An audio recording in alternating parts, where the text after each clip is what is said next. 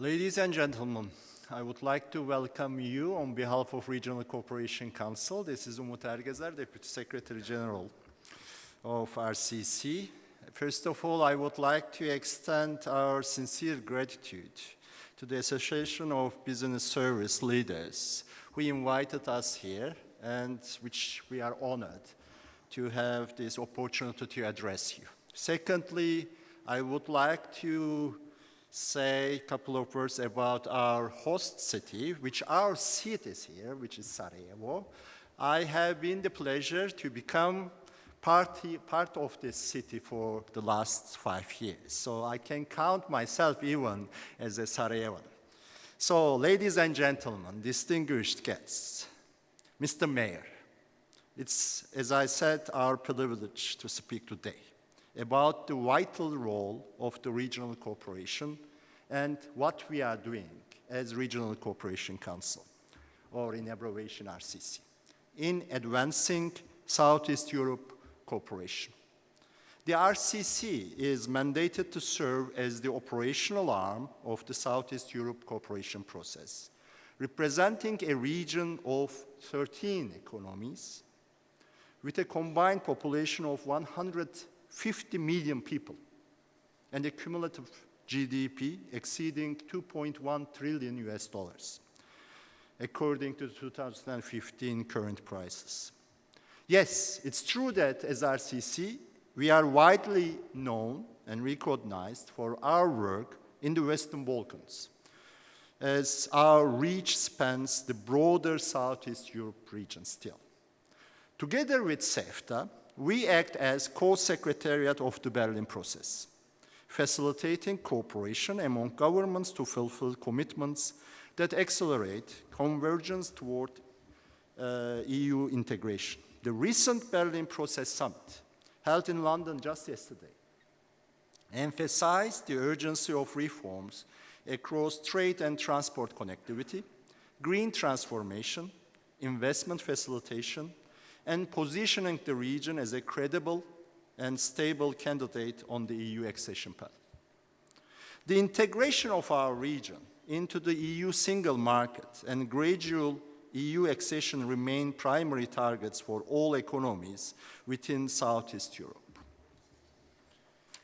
Each year, the RCC conducts perception surveys to capture citizens' expectations regarding the EU accession process and its benefits.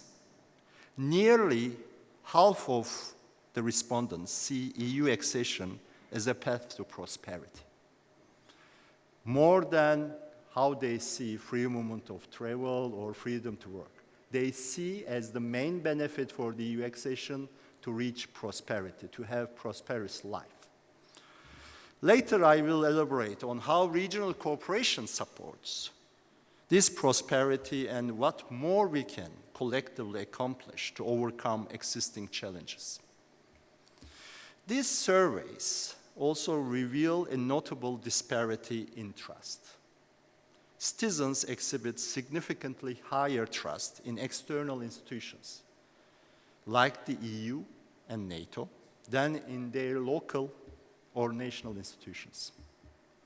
This phenomenon which if I can call it as imported trust, we are importing trust from external institutions, is crucial for the stability and economic performance of our region.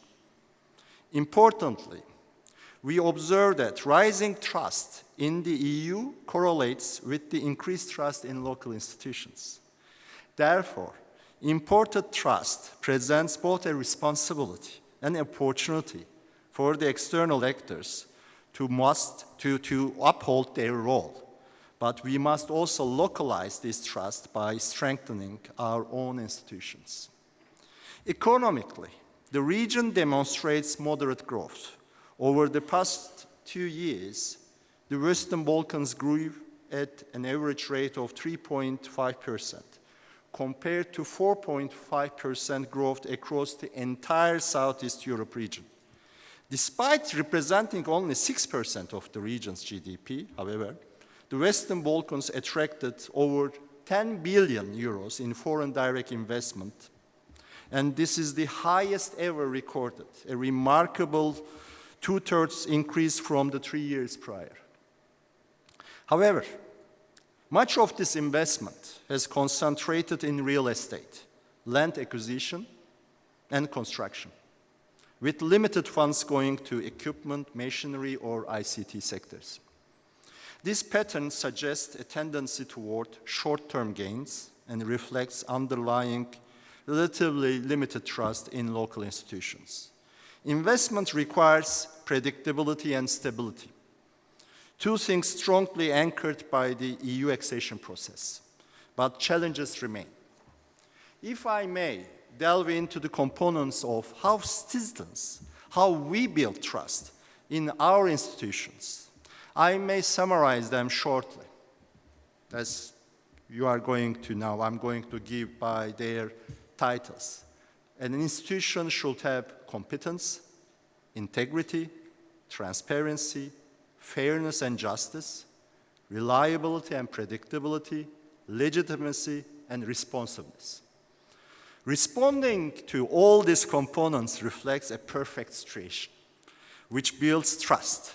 But what we see is that, unfortunately, institutions, either local or even external, may not meet all these standards. Therefore, globally, citizens' trust in institutions and the rule of law has been eroded.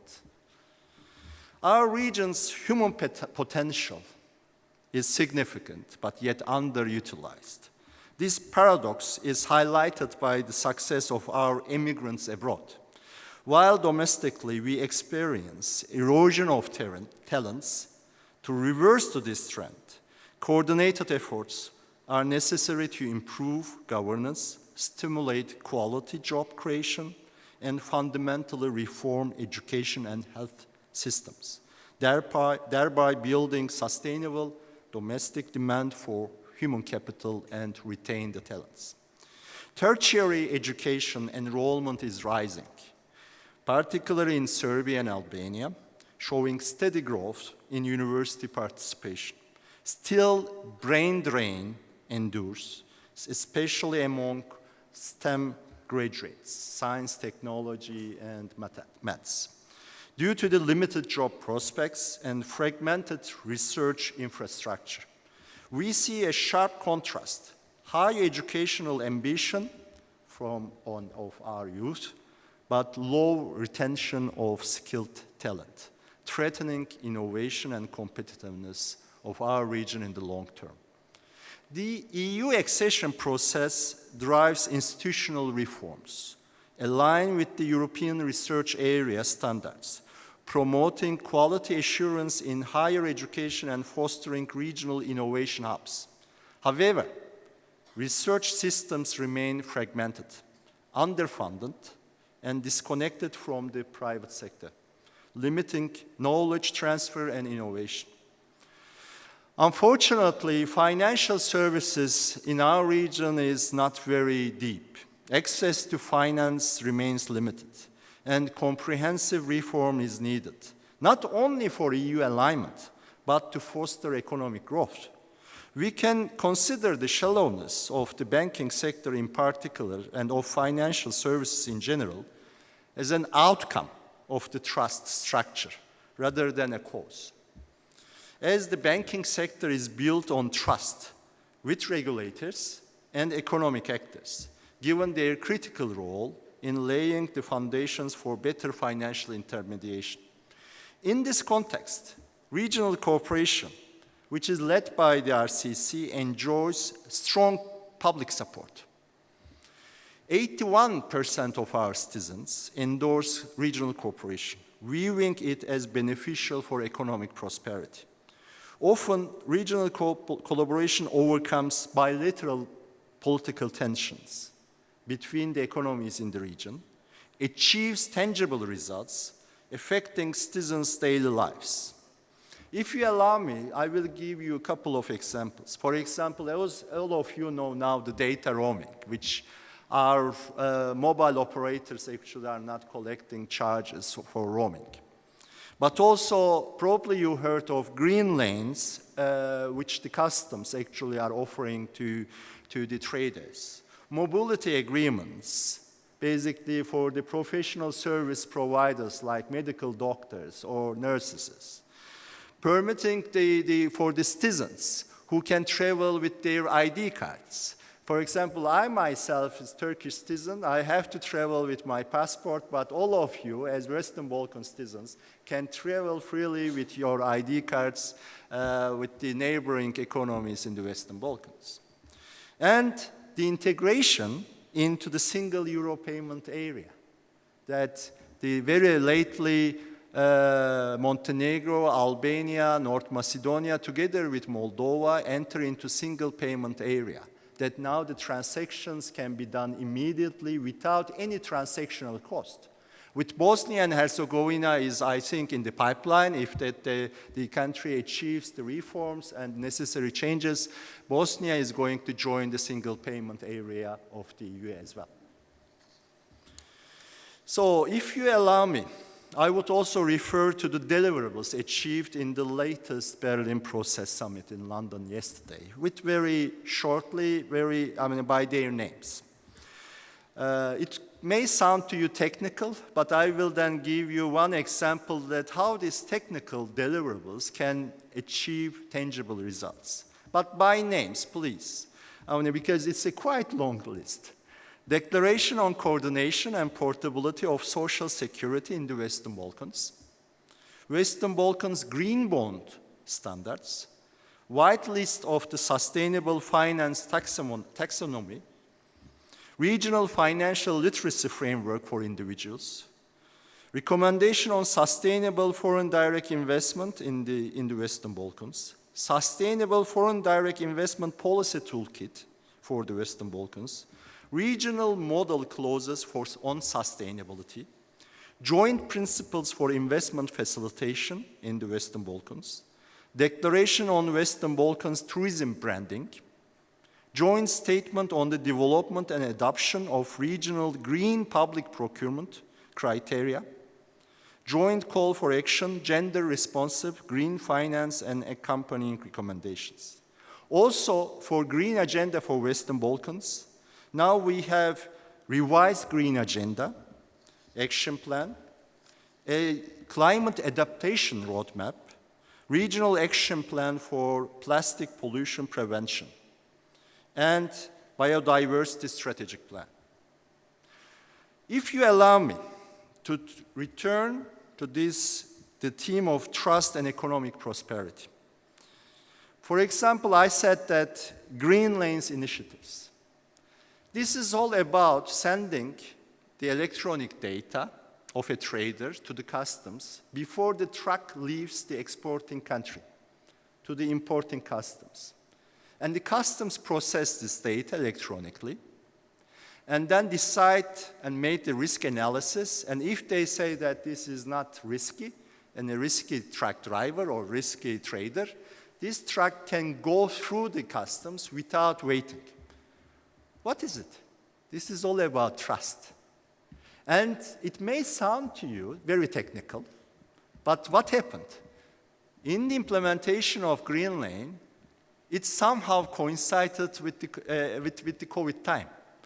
And that trucks went through the borders without waiting during the COVID time, carried the medical equipment between the borders, between the countries in the Western Balkans, and saved lives. So all those deliverables that I listed may sound to you very technical, but believe me, one day it will come, and then we are going to understand how this can create tangible results for our own people. So we believe as RCC that each economy must internalize its growth agenda. It shouldn't be received from the top. It should come from grassroots and respond to the citizens' expectations, with the EU accession serving as the critical instrument to achieve the prosperity which the citizens are expecting. Thank you very much for your attention, and I will continue to be with you, and will come also the reception today, this evening. Thank you very much.